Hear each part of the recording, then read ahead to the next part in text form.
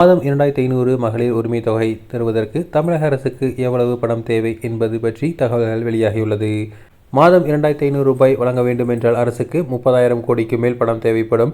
அவ்வளவு தொகை அரசால் திரட்டுவது சாத்தியம் மிக குறைவுதான். அரசு தற்போதைய நிலையை விட கூடுதலாக 23,580,000 கோடி ரூபாய் தேவைப்படும்.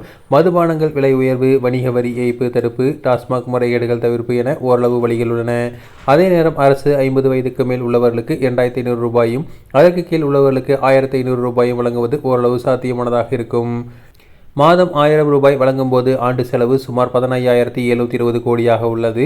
இதனை மாதம் 2,500 உயர்த்தினால் ஆண்டு செலவு 39,300 கோடியாகும். தமிழக அரசு இந்த நிதியாண்டில் 15,720 கோடி ரூபாய் ஒதுக்கியுள்ளது. இன்னும் கூடுதலாக 23,580 கோடி ரூபாய் தேவைப்படும். தற்போதைய நிதிநிலைமையில் அரசுக்குள்ள வாய்ப்பு என்றால் மதுபானங்கள் விலையை உயர்த்துவதுதான். குவார்ட்டருக்கு 20 ரூபாய் உயர்த்தினால் அரசுக்கு சராசரியாக 20 கோடி ரூபாய் லாபம் கிடைக்கும். ஒரு நாளைக்கு 1 கோடி மது பாட்டில்கள் சராசரியாக அரசுக்கு விற்பனையாகின்றன. குவார்ட்டருக்கு 20 ரூபாய் உயர்த்தினால் அரசுக்கு ஒரு வருடத்திற்கு கூடுதலாக 7,300 கோடி ரூபாய் வருமானம் கிடைக்கும். மீதமுள்ள 15,000 கோடியில் ஓரளவு திரட்டவும் சில வாய்ப்புகள் உள்ளன. அதில் அரசு அண்மையில் கொண்டு வந்துள்ள சீர்திருத்தங்கள் மூலம் மதுபான ஆலைகளிலிருந்து பெறப்படும் கூடுதல் கட்டணங்கள் மற்றும் MRPக்கு மேல் விற்கப்படுவதை திறப்பதன் மூலமாக ஆண்டுக்கு சுமார் 3,600 கோடி ரூபாய் முறைகேடுகள் தடுக்க அரசுக்கு கஜானாவுக்கு நேரடியாக செல்லும் சூழல் ஏற்படும்.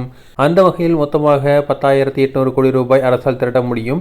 இந்த 10,000 கோடி ரூபாய் பணம் அதன் அரசால் மக்களிடம் வசூலிக்கப்படாமல் எடுக்கக்கூடிய வரிமுறையாகும். மற்ற வகையில் வரிகளை ஏற்றினால் மக்கள் கொந்தளித்து விடுவார்கள் என்பதால் அரசுக்கு உள்ள பெரிய வாய்ப்பு மதுபானங்கள் விலை உயர்வுதான்.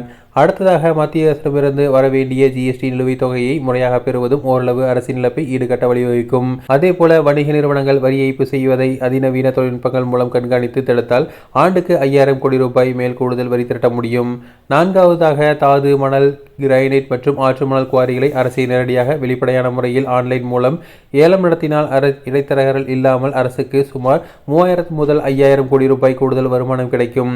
இந்த 3 வழிகள் மூலம் மட்டுமே சுமார் 18,000 கோடிக்கு மேல் பணம் திரட்டிவிட முடியும்.